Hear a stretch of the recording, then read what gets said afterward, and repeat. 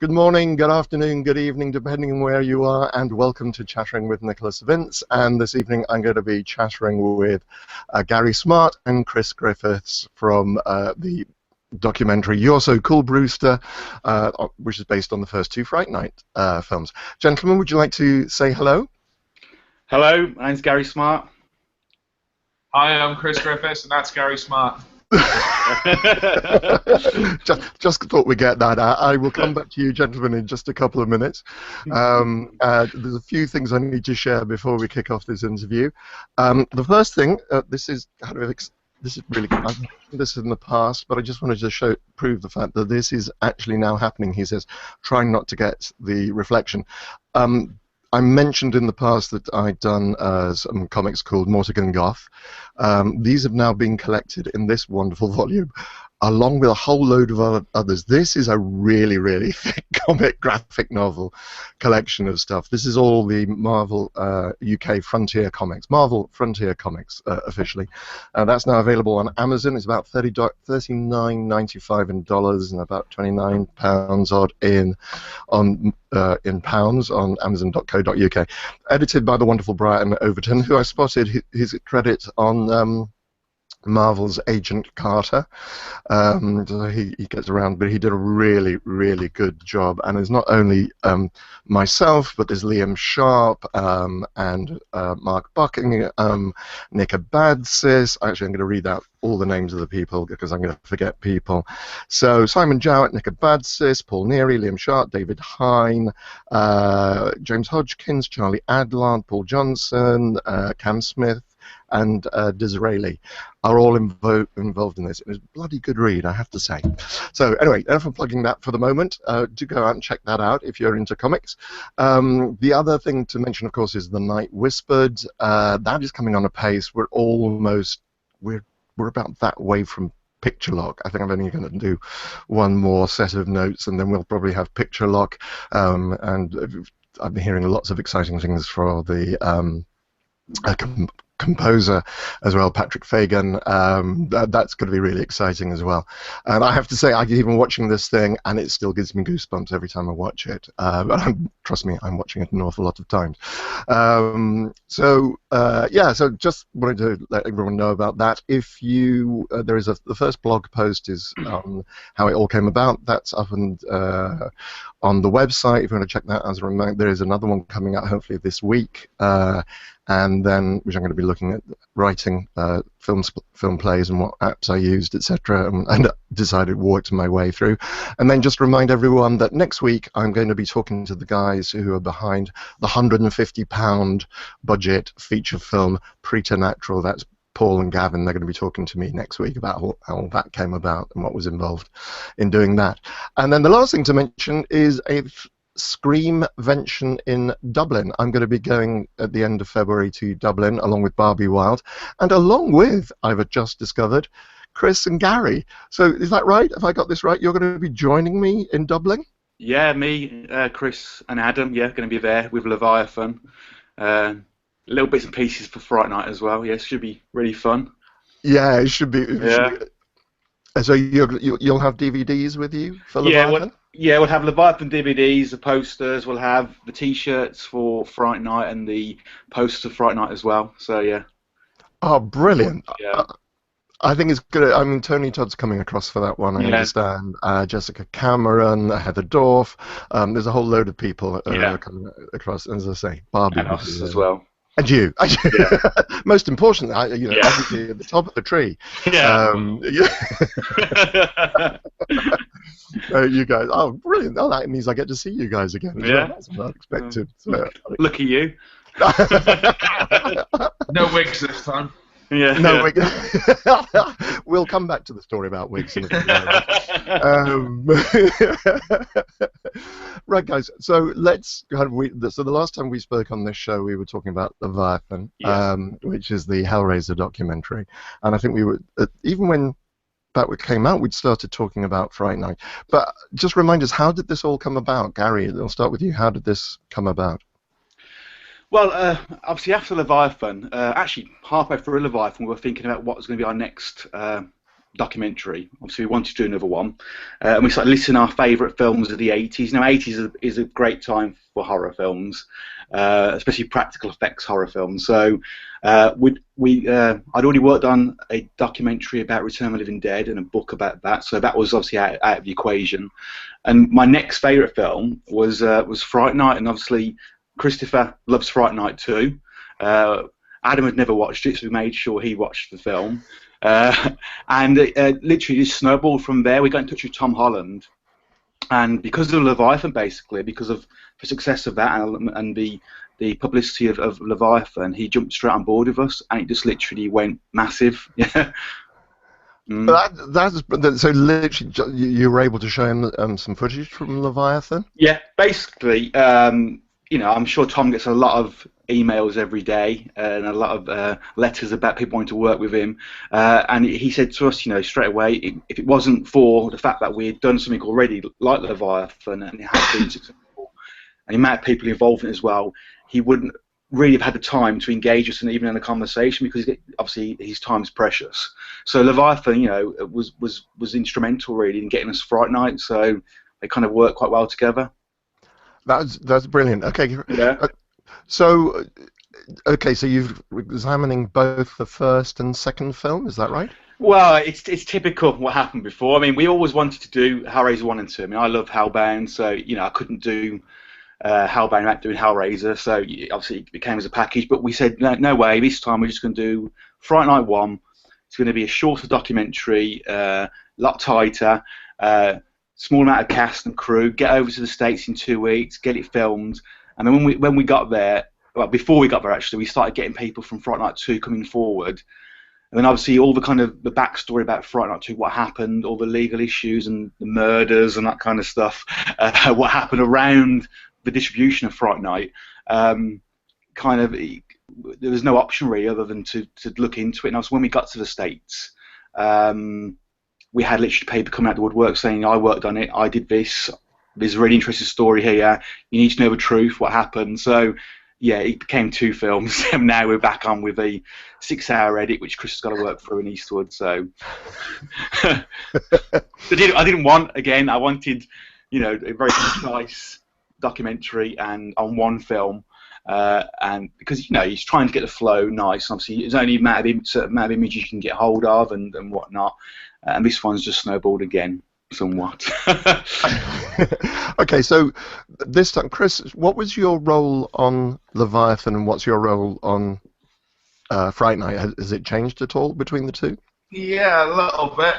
So with Leviathan, I was brought on initially as a pretty, infamous film dork. So it's like, right, well, he can handle his questions. And, I must admit, I think I'd said to you before, I was never a huge fan of Hellraiser. And then, of course, from doing this now, I've grown to be a massive fan and got a bit tired of it now because I'm just talking about Hellraiser all the time. Coming back to the story anyway, sorry. Initially hired as interviewer, and then I offered to design the opening titles and trailer, and then sort of got promoted to editing the special features and working on that, and now I'm directing the Fright Night documentary. Okay, so how many of you went across to Los Angeles for this, for getting all the interviews on Fright Night? There was 4 of us. There was myself, obviously as producer, and obviously getting interviews all organised. There was Adam, who's our production manager, and he basically logistics for us. He gets the interviewees where they need to be, organises the whole entire trip, organises the hotel, the transportation. There's obviously Chris, who's directing, and then we had Kieran, who was doing our lighting and kind of producing assistant as well. So it was 4 of us. Right. And how many people did you actually get to interview in that? Because you said originally you went across. The original plan was to go across for 2 weeks to do interviews. Is that what it? Yeah, it was. Chip in a second, Chris. It was 2.5 weeks we went for, and it was meant to be just a core cast on part 1. We were there for 2.5 weeks. We ended up interviewing 28 people. Chris had to go to New York to go and do Chris Sarandon, and then subsequently, since we've been back, there's been another 4 interviews, I think, since we've been back. We've had to outsource.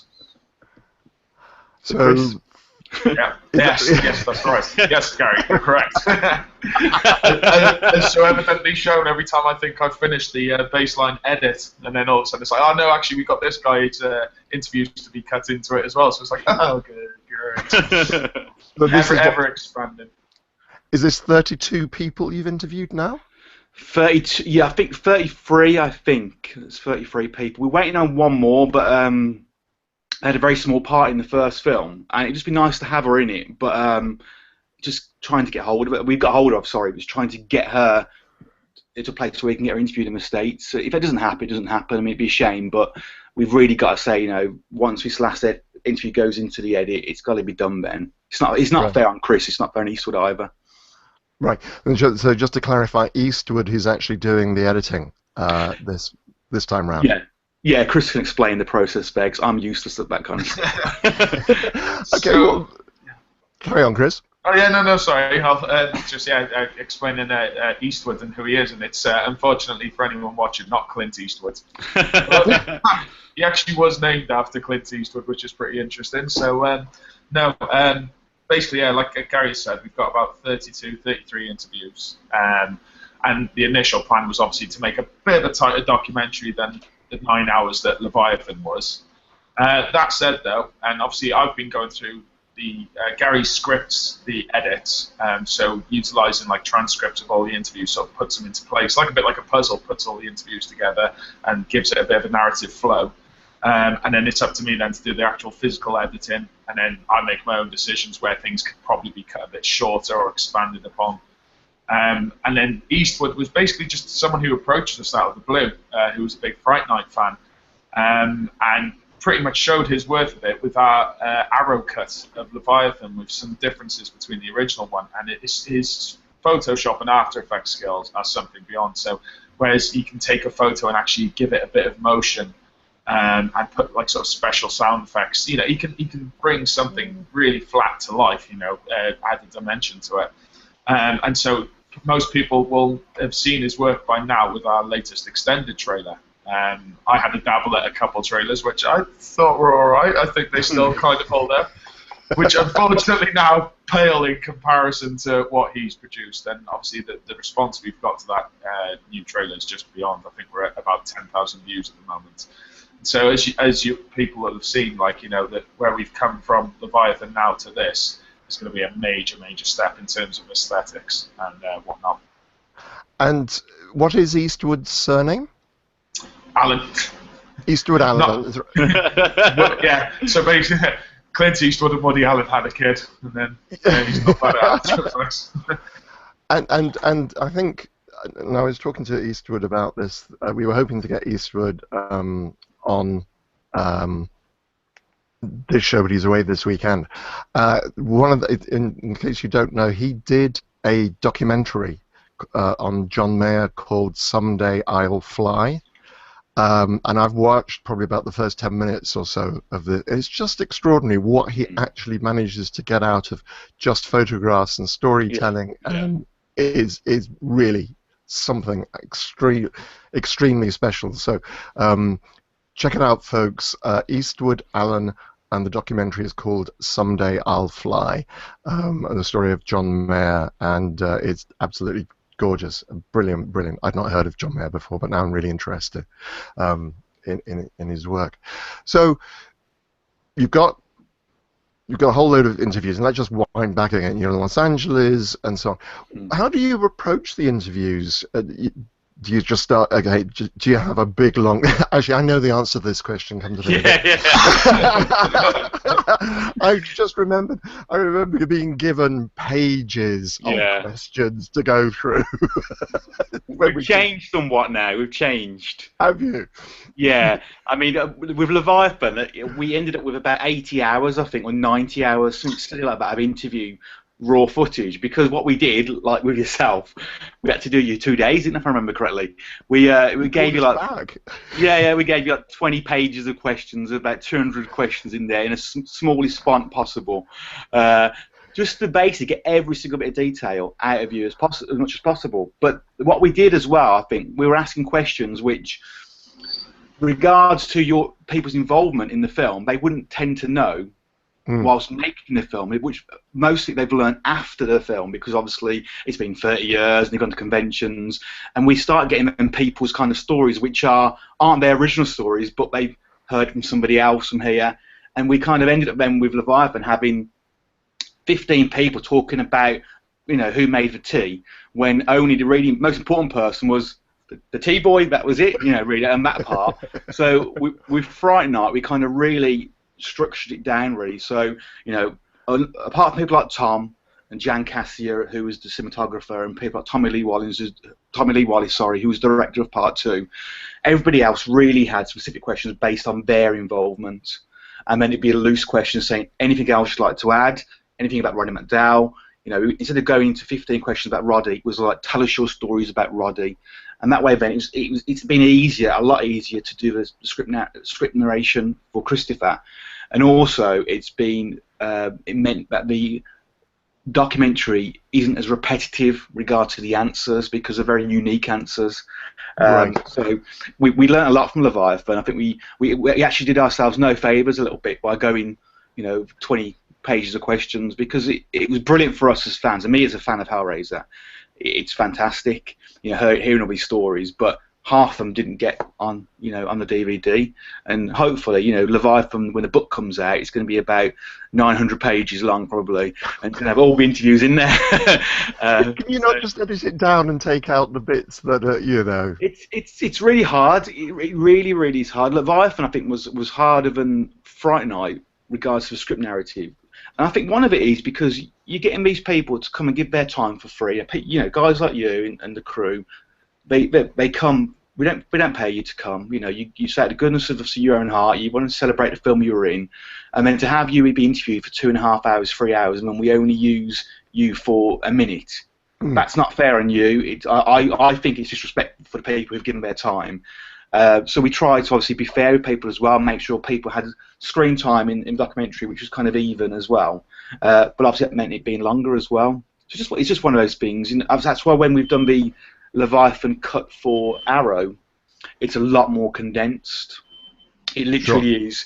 You know, you talk about Chatterer and the makeup guys talk about it. We don't care what, you know, Ken Cranham thinks of Chatterer, because, you know, he wasn't, you know, you're the most important person for that character, so is your makeup artist, that's it.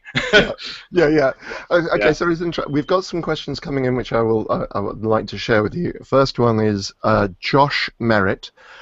Says, hi guys, how are you? What was the most interesting thing you found out about the films that you didn't know before, or took you most by surprise? So we'll go to Chris for that one first. Yeah, go to him first, one thing. Did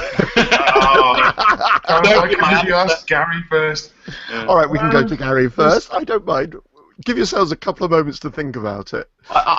It's really weird, because, again, being a big fan of Fright Night and being a bit of a horror geek, every time I watch a film, I always go on Internet Movie Database, I always go on Wikipedia, I always research them straight after I watch. I watched Revenant the other night at the cinema. Straight after, I'm researching about the film. So I already know quite a lot about the film. What I already knew, but what again took me by surprise, because how much it happened, was obviously the murders. What happened with Fright Night Part 2, that the producer was murdered by the distribution producer was murdered by his sons. And it became a massive kind of thing in the States, the murders did, for all various reasons, and that really kind of killed Fright Night Part 2, and it definitely killed Fright Night Part 3. So it was kind of, we'd read stuff online about that kind of how it impacted Fright Night, but actually a lot of it wasn't true, or was true, but kind of over the years had kind of been kind of skewed and whatnot. So certain individuals who were involved in it on the internet weren't actually involved. So for argument's sake, you know, we had read on the internet that Tom Holland and Roddy Mcdowell had met with the producer on the morning of his death about Fright Night Part 3. And that's been common knowledge for a long time. Actually, that isn't true. It was Tommy Lee Wallace who had met with Roddy Mcdowell and the producer. And it was quite... Yeah, Menendez, that's his name. So I'm trying to think of his name then, sorry. And it was a really funny story, because apparently Roddy Mcdowell had a big, massive row. Roddy was known in the industry for being really calm, a sweet, genuine guy, but he got really kind of annoyed with his producer because of the way he was handling the distribution of Part 2. He wasn't giving it the respect it deserved and wasn't pushing forward for the third film, so he had a massive blazing row. And then when him and Tommy Lee Wallace left the office, obviously went home, and the next morning, all over the news, his producer had been murdered. And then Tommy Lee Wallace's phone rings at home, picks up the phone, and the first thing he hears is Roddy McDowell say, "It wasn't me, was it you?" So that's quite a funny story, a little tidbit which we got off Tommy Lee Wallace. So that was probably the biggest thing for me was, that you've got a film production and then you've got murder mystery going on behind the scenes as well. So yeah. So yes, I kind of vaguely reckon we'll talk a little bit more about that a little bit later on. But Chris, what was for you? What was the thing apart from the murders and stuff? Was there a thing? I'm trying to rack my brain. I mean, it's trying to work my way now through all 6 hours of the edit and 60 hours of raw material that we've absorbed in terms of the interviews. I mean, I'll just say this for the most part. I mean, they're very in-depth, the interviews. Like Gary, I mean, I knew quite a lot about Fright Night anyway from research and trivia, like him, and like a lot of film nerds. I go straight onto the trivia section of IMDb. I mean, the only thing I picked up, which was really pithy in comparison, to be honest, was we went out for we met whilst we were shooting in LA the writer of RoboCop and Ed Neumeyer, who wrote Starship Troopers as well. Which was really cool. And just by coincidence, and kind of showing what small world it was, is when we were talking to him about Fright Night and the fact we were doing the documentary, he informed us that, oh, well, my girlfriend was the assistant of director Tom Holland on that film, and so I was visiting the set. So that is really pathetic. That's all I can offer. But I mean, that to me, I mean, as a big fan of RoboCop, was kind of like, oh wow, oh my god, But again, kind of just showing what a small world it is out there. How people know each other and everything like that. An interesting piece we did find, unfortunately, I mean, no one can give us a clear answer, even though there's irrefutable evidence to show it, is a photo of Chris Sarandon, Jerry Dandridge from the first film, on the set of Fright Night Part 2, which I believe since has now been sent to him, and every response we seem to have had of it is, oh, I think I was there, which is just kind of strange. You think someone would remember, like, imagine if you were only in, or you visited the set of Hellraiser 3, say, Nick, surely you'd remember something like that. No, so it's not at all. Actually, no. No. You have to understand, as you're both so young, you don't understand this. Your really long-term memory becomes very, very good, so I can remember incidents from school. But there are whole gaps in between now. But I think the problem was every single person we spoke to said, no, Chris wasn't on the set whatsoever. He wasn't involved in the film. And Chris himself said, no, 100% wasn't involved. And we found his photograph, and we were showing people going, that's Chris Sarandon. And everyone's going, nah, it's not. I mean, we were going, it is. I mean, he went Tommy Lee Wallace. No, it's not Chris. Went to William Ragsdale. No, it's not Chris. Went Chris Sarandon. He went, oh yeah, that is me. I popped in one day. And I think it is what you talk about, because people can come on set. Yeah. And obviously, when I'm in Hellraiser, less so on Nightbreed, because I could actually see. But the first two movies, I had no idea what was going on around. I do remember that Ollie Parker came onto the set of Hellraiser, Ollie Parker, who played the Removal Man, and then went on to direct all sorts of things. I do remember him coming onto the set of Hellraiser and having a chat with him and so on very briefly backstage. But that's otherwise you just don't know. But I think big productions. For geeks like us, and I think fans, knowing Chris Sarandon was there, on the set of Fright Night, I think we were like, yes, we've got something, and we got the photograph to prove it now as well. Right. Yeah. Okay. I think, I'll say, following on Gary's thing and agreeing that and saying, like, I think to Chris Sarandon or anyone in the industry, and I suppose it's kind of funny when you see how like all you guys have made these films that we all marvel at, and it's like, oh, stuff of legends and myth, but to them it's just, well, that was just another day at work. Obviously they enjoy it.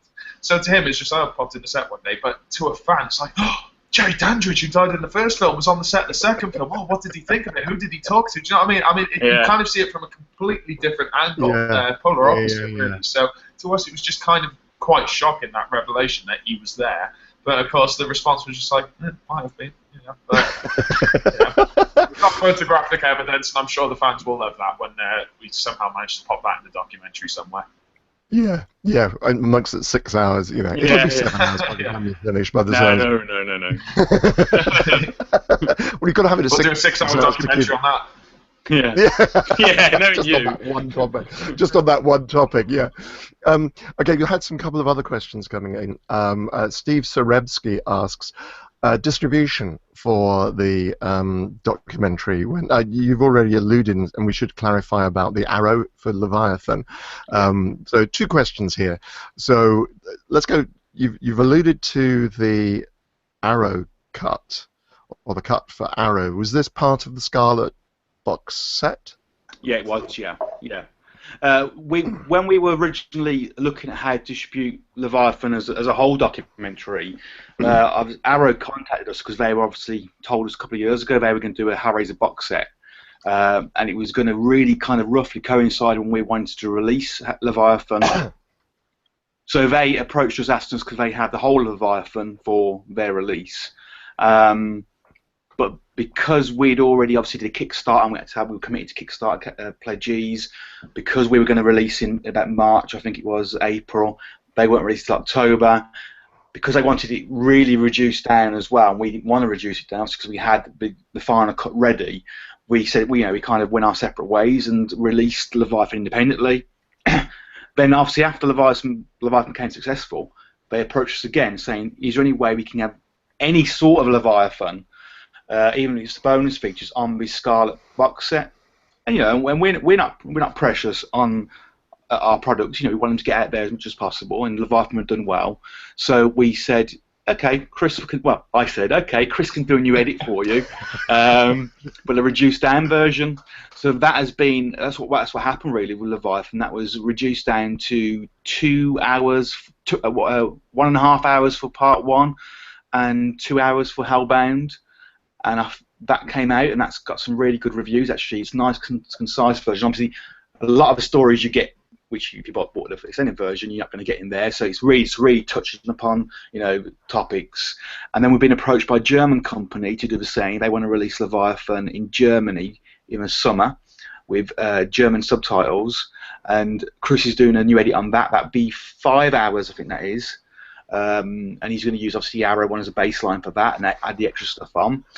And then we've already had people from Hellraiser who we couldn't interview 2 years ago, who have kind of come out of the woodwork and saying, oh, well, it's a shame you didn't interview me. So we've said we'll look at obviously the book coming out, but also look at a special edition for the 30th anniversary of Hellraiser. So it'll be next year, maybe on the Blu-ray edition of Leviathan, just on the first film. So we're going to again, that'll be distributed privately from us, obviously independently. Okay. We'll have more cuts of Leviathan within the space of 2 years. Blade Runner's got, to be honest. At this rate. I think I can really understand why Chris really never wants to see Hellraiser again now, because it sounds like all you're doing is working on Hellraiser. That's your job. You're not allowed any other life, Chris. You just got to just work on Hellraiser.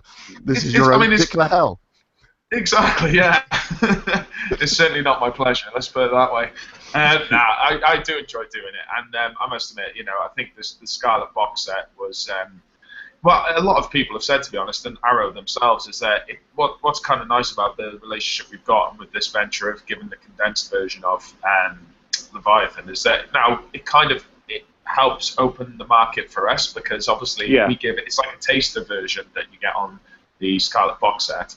And there's even a message at the end that says, to see the rest, you can buy from us directly. So, that Arrow were gracious enough to let us essentially advertise ourselves. And to be honest, I think they make kind of a nice pairing as well. Not that the Scarlet box is stuffed with God knows what already, remasters and all their own features and deleted scenes. But, to have our documentary at the side of it as well, they really sort of complement each other, really. So that's turned out quite well, really. So who knows, maybe that might happen with Fright Night in the future if any UK companies want to pick it up. And have you explored or thought about splitting it onto iTunes at all? Leviathan or Either of them. Bruce. To be honest, even just today, I was looking at how we could get it out there on a download. I was doing some research earlier on. That's a possibility. I mean, we've got these new cuts of it now.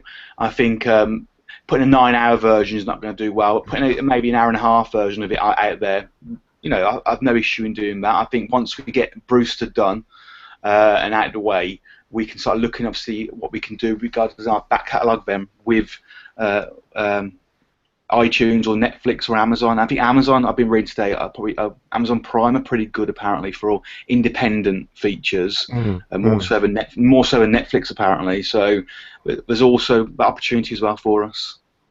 Cool.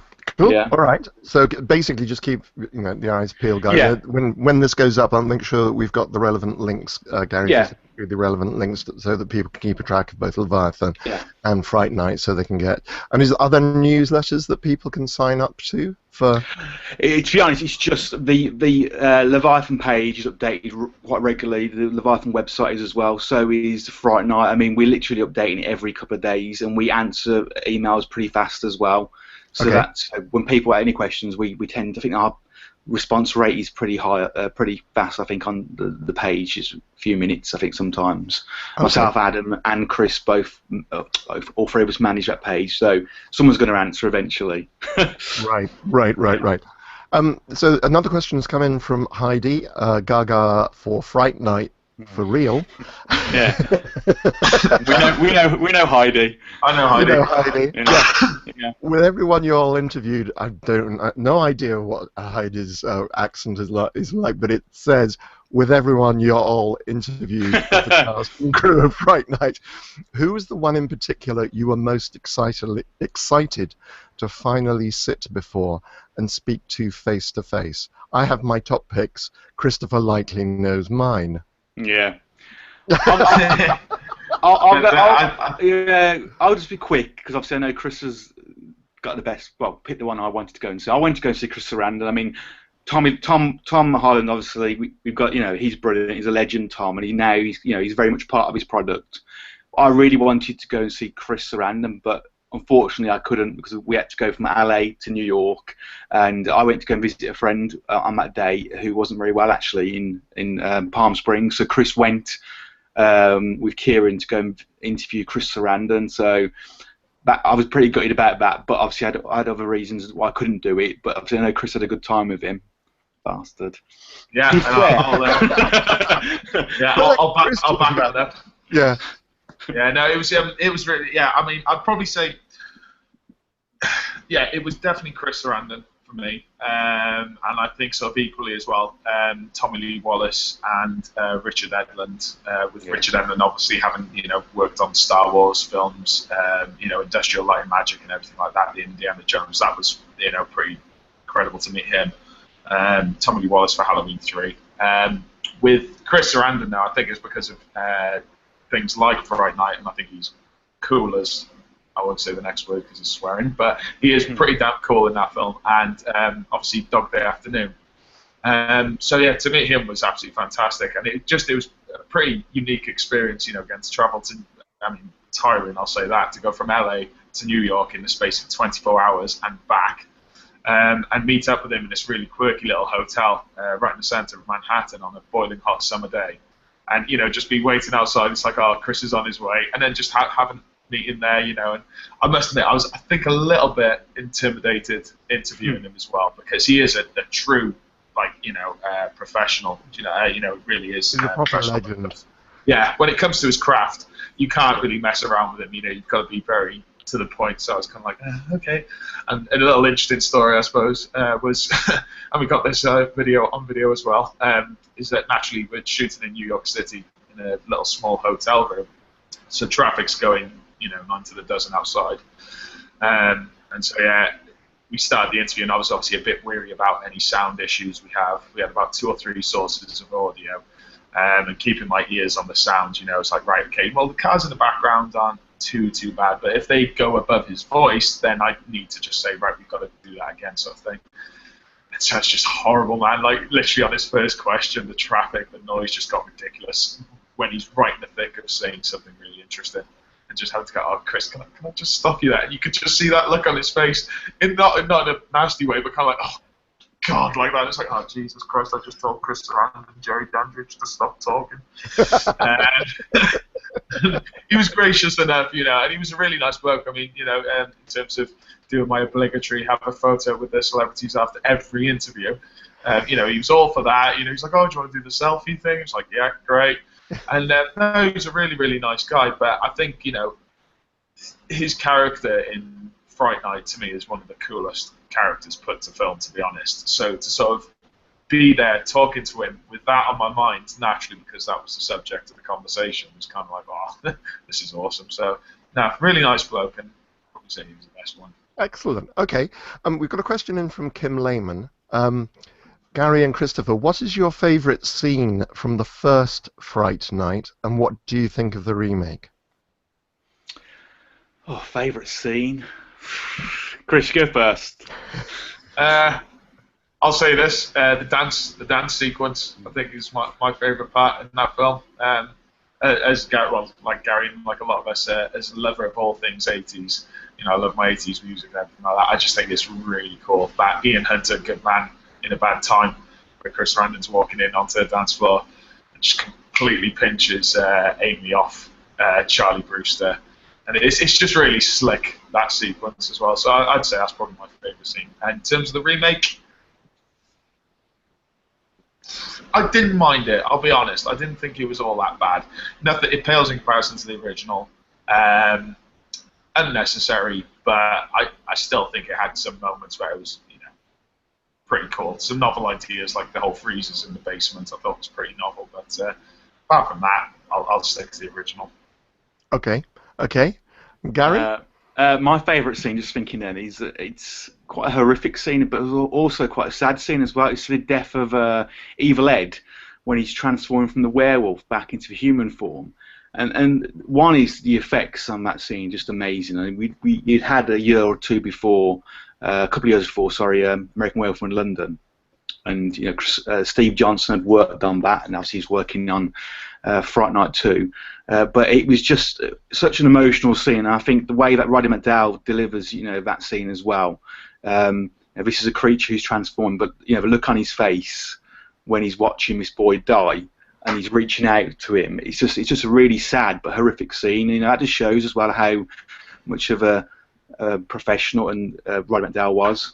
So that's my favourite scene. And the remake, I think if you hadn't watched the original Fright Night, I think it's quite a fun film. I think it's if it was completely taken away from the original source, it isn't a bad film. I just think being a fan of the original and being a fan of Roddy Mcdowell's work and Peter Vincent, I think as much as David Tennant's a good actor, I think it completely destroyed the character of Peter Vincent, what he's supposed to be about. Peter is this kind of, sad kind of aging actor who has kind of lost himself in this world, and he's a bit of a wimp, and he kind of redeems himself, and and becomes the character. And I think that's really kind of touching in Fright Night. But to watch Peter Vincent be this kind of slick, kind of cocky, Russell Brand. Yeah, Russell Brand. Yeah, who doesn't even redeem himself somewhat. I think he's still cocky, he's still an idiot, and I think I just didn't like it. I just thought it took away that character for me, and that's a shame because it's not a bad film. Now I've seen Chris Sarandon as well have a cameo. He likes the film. Chris Sarandon does. But he's in it. So. Okay, well, listen, we've got about 20 minutes left. I'm getting quite a few questions, and we've not even touched on some of the topics that I want to talk about. I'm going to make sure that this one tops Leviathan then for your viewers. What I will do is I'd just like to come on to the fact that we've got... so what I'm saying is, guys, just in case, I suspect I'm not going to have time to bring people live. Yeah. If you would like, let me just find out how many people would like to come on live. If you could just, okay, and I've just got another question coming in from Paddy Murphy. Right, okay. Let me know if you do want to come on live, just so I can kind of gauge Craig will let me know how many people want to come on live. Otherwise, I'm going to field as many questions as possible because it's we'll be actually quick fast. as well. Yeah, and you'll be quick as well. Yeah. Okay, before we do that, I'm going to ask some of the questions from Don and so on. Simon Bamford, we haven't even mentioned Simon Bamford and Stuart Conran. How did this, and to be honest, if you haven't watched the trailers for this, basically Simon is playing Roddy Mcdowell playing Peter Vincent, which I just think is genius, and I've seen the clips of him, and I can talk a little bit more about that later on. But how did that come about? Whose idea was that? I'll be quick. Obviously, Leviathan, we had Oliver Smith, who played Skinless Frank and Browning, doing our narration. Now, he's well known in the UK for doing narration and voiceovers with Sky TV, the horror channel. So we said, do we want to have a narrator for this, or not have anything at all, just have it flow narratively as a documentary for Brewster? And then I said, wouldn't it be really cool if we had Peter Vincent hosting the documentary and the segue in each, obviously, section as he would do in the live TV show from Fright Night 1985. And Chris agreed and Adam agreed it'd be a good idea, but then we thought, let's try and find a lookalike for Roddy Mcdowell. So I went on all these different websites, these local agencies, and people replied, who's Roddy Mcdowell? And which I think is amazing that people don't know who he is, considering he's one of our greatest exports to the States, which is a shame. But once you start mentioning the films he's been in, people know. So then we said, who do we know that looks like Roddy Mcdowell? And then I thought, oh shit, I know someone who looks like him, Simon Bamford. So I emailed Simon and said, Simon, would you mind playing Peter Vincent, Roddy Mcdowell in Fright Night, a documentary, as a host? And he replied back saying, funny enough, when I was younger, people used to say I look like Roddy Mcdowell. Perfect, you're our man. Then I contacted Stuart Conran, who we obviously got really friendly with through Hellraiser, and he's become quite a friend, and also he's become quite a supporter of cult screenings and Dead Mouse. And I said, Stuart, do you think you could make Simon Bamford look like Peter Vincent? And he said, yeah, I think I could. Let me get back to you. So before he even got back to me, I posted online, guess what? We've got Simon Bamford playing Peter Vincent, makeup done by Stuart Conran. And then Stuart emailed saying, I said I could do it, but I don't know if I actually can. And I went, you can do it. And then that was it. And it's just I'll let Chris say the rest, but Simon, he's just amazing. I was scared at first. I really was, because he's one of these people what's known for Hellraiser and Nightbreed, and I didn't really know much about him, his other work and his theatre work and his other film work. And he came round to our house the night before we did the shoot, and he says to me, have you got the wig? I says, yeah, it's around, in a box over there. We obviously hired a wig. He went off, come back into the living room where me, Chris, Terence, who was our cinematographer, Adam, and people were sitting with the wig on, and was like, oh my God, it's Roddy Mcdowell. And he literally, just amazing. So, Chris, you can carry on. Yeah, again, just following what Gary says, that was, it's pretty uncanny. I really hope that he gets the response he deserves for his performance. I mean, in terms of a professional as well, we gave him all the lines. I think there's probably in total about, over the course of 2 shoots that took place about 6-7 months apart, about 20 segue sequences of him hosting the documentary, right? And now for the editing, etc. And I think probably about 99.9% of the dialogue he just knew off by heart. And his portrayal and his mannerisms and everything. I mean, like Gary said, when he first walked into the room with the wig on, bear in mind we didn't have Stuart's prosthetics of Roddy's chin, nose, and the aged, eyes and everything like that. It was still pretty bloody scary. It was just like, oh shit, Roddy Mcdowell's just walked into the room, and he really did embrace his character, his mannerisms, and everything. And so I really do hope, that the response this documentary gets, even if people say it's a crap the documentary, that he gets his dues as a performer in this, because it's just fantastic. And it's amazing that people like Tom Holland, Amanda Burse, William Ragsdale, all have seen the footage and said, my God, that's Roddy Mcdowell. Yeah, for them people who worked with Roddy to say how much of a good job Simon's done, I mean, and for Tom as well to say, this guy's nailed it, it's perfect. That means a lot to us. Obviously, I know it means a lot to Simon as well. It's absolutely extraordinary. I mean, come on to the fact that Simon and I. So the next stage is, whose genius idea was it to actually make the DVD extras that both Simon and I were involved with? Well, I think when we did a Kickstarter campaign, obviously we had our kind of Kickstarter goals. I don't know what they're called now, something goals, aren't they? Whatever they are. What can we do, obviously, to raise it a little bit higher than it already is? And then I said, why don't we do, because obviously Peter Vincent's supposed to be this hammy actor from the 1960s and 70s, all these old horror films, and we had a list of his horror films from the old, basically, Fright Night was released as a comic in the 80s, and they explored the characters of Peter Vincent a little bit further and about his films he'd done. So we had a list of about 15 films, Peter Vincent films, which we knew were kind of in that world. So we said, let's do 4 trailers based on Peter's films. So I wrote a couple, Chris wrote a couple. We had a fantastic guy who I work with who's the English specialist, but he's also very hammy and campy, even though he's married with 4 kids, called Neil Morris. I know you've met, obviously, Nicholas, and he wrote the dialogue for us and really camped it up. And we basically designed 4 trailers, and then we needed other actors, and who else to ask other than yourself? So we asked you to play Christopher Cushing, who is kind of like a Christopher Lee kind of character, and you played Vampire too. You played Dr. Malahide, who was a werewolf, and you played I can't remember the character's name now. All I can remember is holding a huge, great, big injection thing. Yeah. Yeah.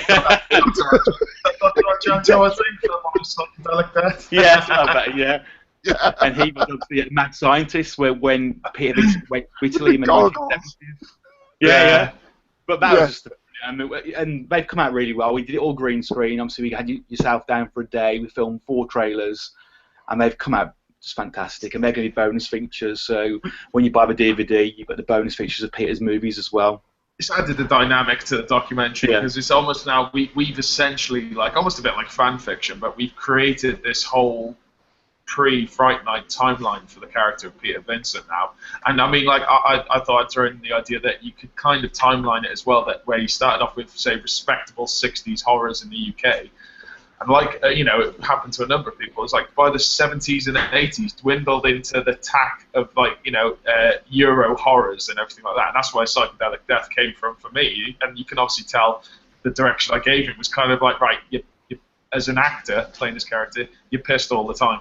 You literally just here, get the paycheck, have your drink, and burn it off. And he really, I mean, again, both of you in that trailer were just absolutely incredible. And so, really, again, hoping people embrace that as well, because that was just so much fun to do. I mean, it really was. And I think, again, just to come back to Simon, acting on set, even close up, it's just like, I'm with Roddy Mcdowell. This is, Stuart, it is just an amazing makeup. And I think this is what's come on so much between the days when we made Hellraiser, and because when you're on set, you kind of knew it was rubber foam, you could really see it.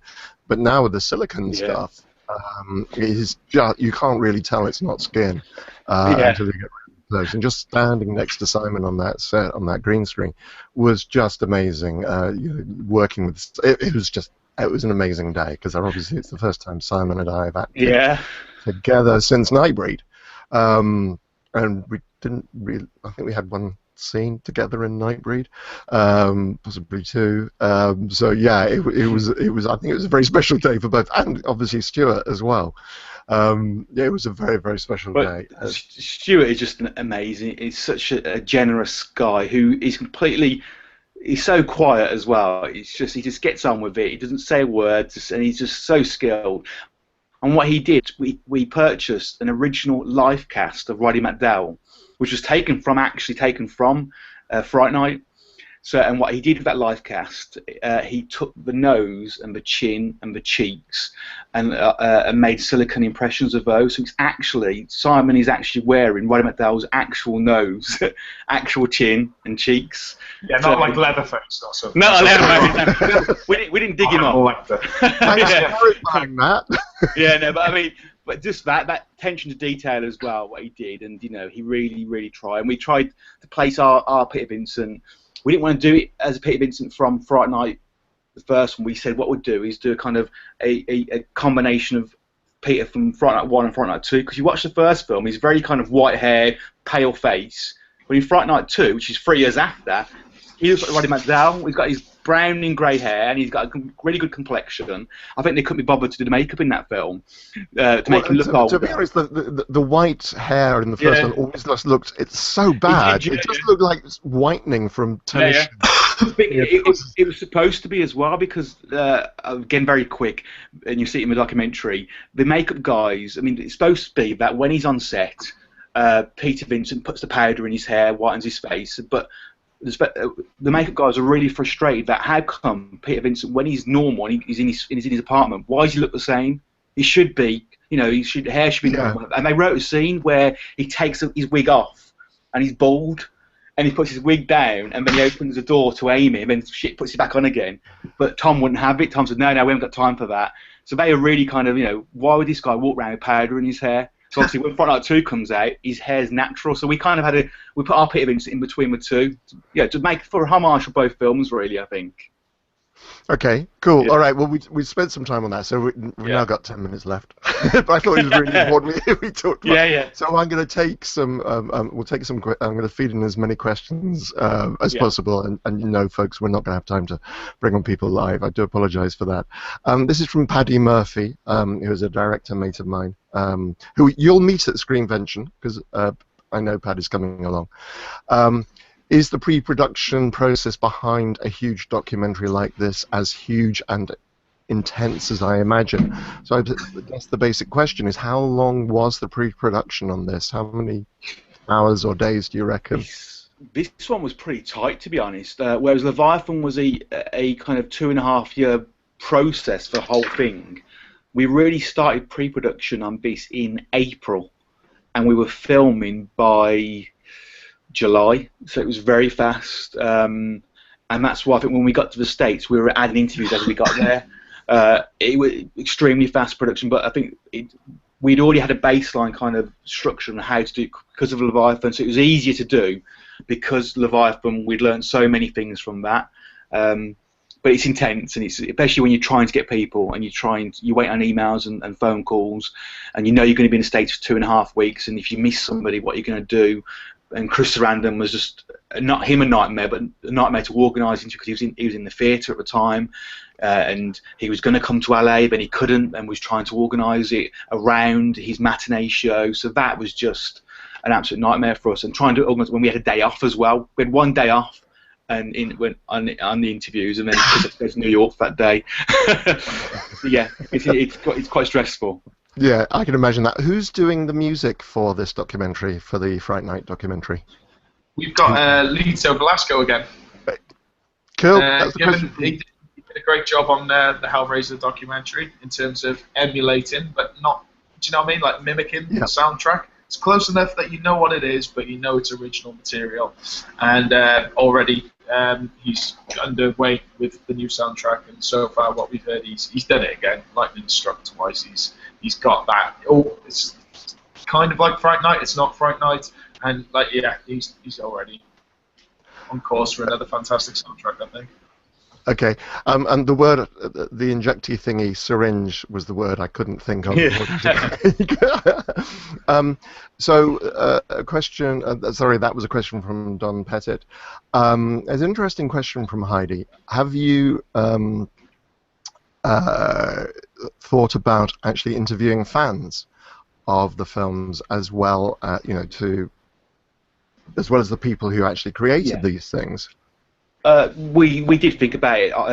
After Leviathan, we had a lot of people say, they would like to be involved as a fan point of view.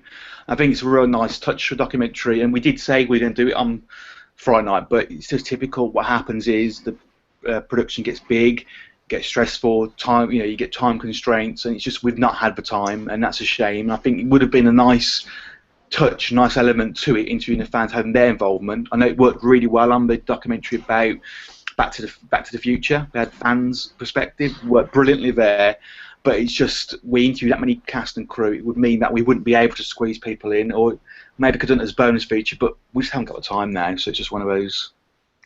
Yeah, I mean, if you've got 33 people, just organising that number of interviews, I think unless you had, and again, do we just do UK fans? Do we do American? Well, that's the thing. Yeah. If we're in the States, it'd be easy because you go to a convention where the Fright Night cast are, and you get them done there and then. That would be easy to do. But because we're in the UK, it's very difficult. We went to Weekend of Horrors recently in Germany, and Stephen Jeffries, who plays Evil Ed, and also Amanda Burst plays Amy, they were there, and we interviewed them again, and we did like a little panel thing Chris did. But we wanted to interview the fans, but because we were also promoting Leviathan, 2 days that she went in nowhere, and we didn't have time to do it. Yeah.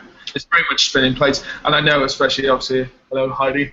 I've been invited to all these sort of fan pages now on Facebook, and a lot dedicated to Chris Sarandon as well. I'll say that, so I'm not the only one who's got a crush on him in that performance. But there's so many fans out there of this film and Hellraiser as well that we've encountered, and we're fans ourselves, and I think that's what makes these films. And so it's a shame. I know I've always wanted to plug for it with our documentaries, but to see it from the fans' angles, it's interesting to see that I'm not the only nerd out there, and it would have been great if we could have added something like that. But again, like Gary said, it's just it's time, and it's just how big certain things get. What you think is going to be that ends up being like that. So we would have loved to have done it, but in future we will certainly look at trying to venture down there somewhere.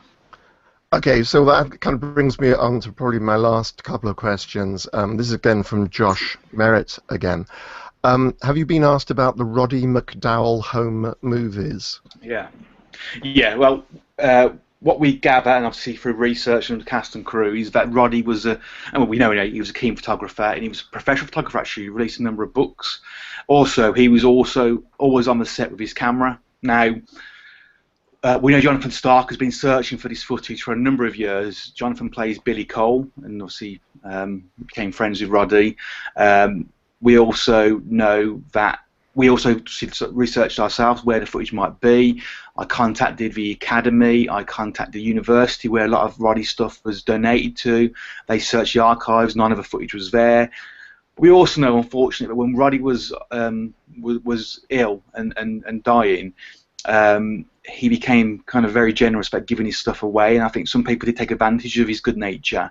A lot of his stuff disappeared from his house in the final days, and ended up on auctions and whatnot, but the footage has never ever been found. That footage could be sitting in a garage somewhere, in a loft, in a cellar, or been destroyed, but we have tried everything, so's the cast and crew of Fright Night, to support his legacy, and it's just not there.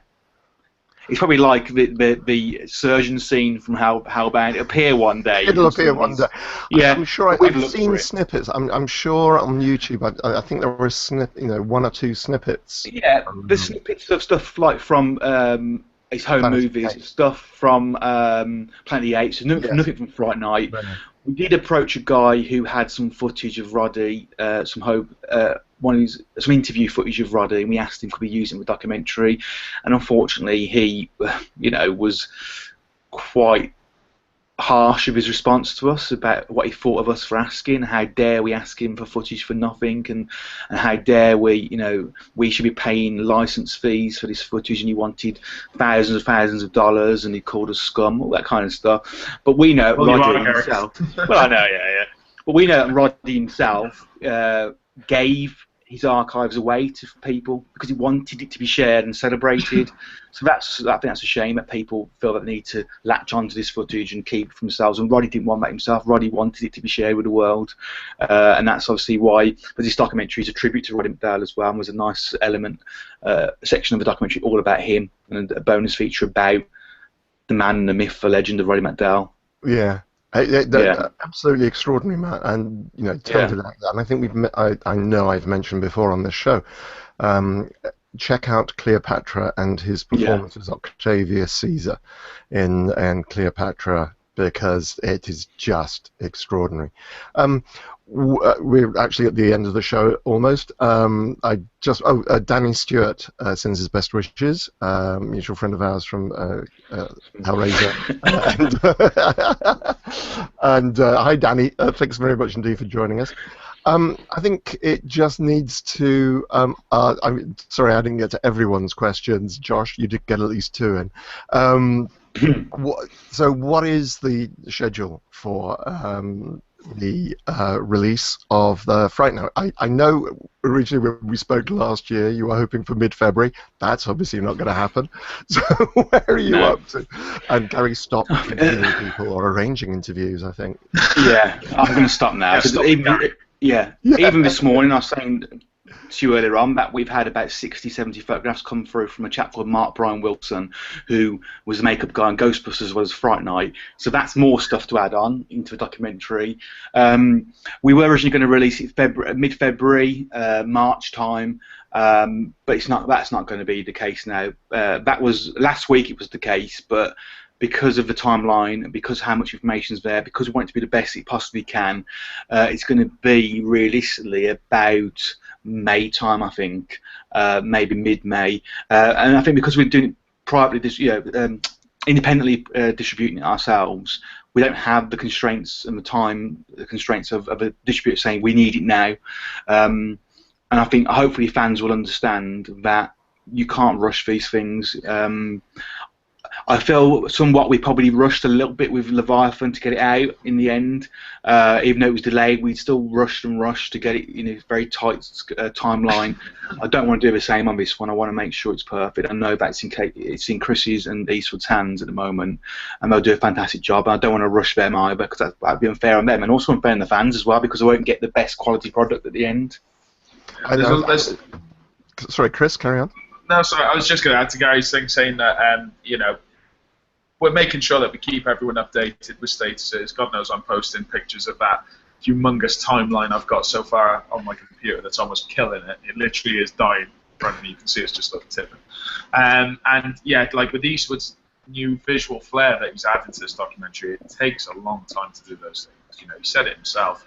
And like Gary, I want to make sure that we put this thing out, and then fans don't have to worry that we're going to go and release like 14 different versions of it again, where it's like, oh, we've mended this, we've mended that, So there's a lot of things to be done still, but we have plodded on and got quite far, so hopefully it won't be a major delay, but keep watching. Cool. And this is not your full-time occupation. You do this stuff in your... for both of you and everyone involved, this is a labour of love. To actually bring this to fruition. Well, that's brilliant. I mean, I think we've just want to quick double check. I have covered all the points I wanted to. We've got most of the. We've got 90% of people's questions about this. So it really does just remain for me just to say thank you to everybody who's been watching. Thank you to Chris and to Gary. We'd like to say good night, gentlemen. Good night. Au revoir. Au revoir. Don't try and sound sophisticated, Gary. It just doesn't suit you. Au revoir. He's going to kill me for that now. My deadline's late. He's going to go out and do another 6 interviews. Gentlemen, thank you very much indeed for joining me. Thank you very much indeed to everyone who's been watching. You've been watching Chattering with Nicholas Vince, and I've been chattering with the guys behind You're So Cool Brewster, the Fright Night documentary.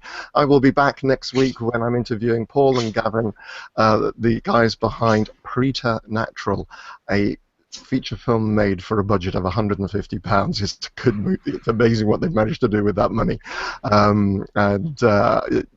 it should be a very interesting interview and an inspiration for people as well, I hope. Thank you very much indeed. I will see you all next week. Cool.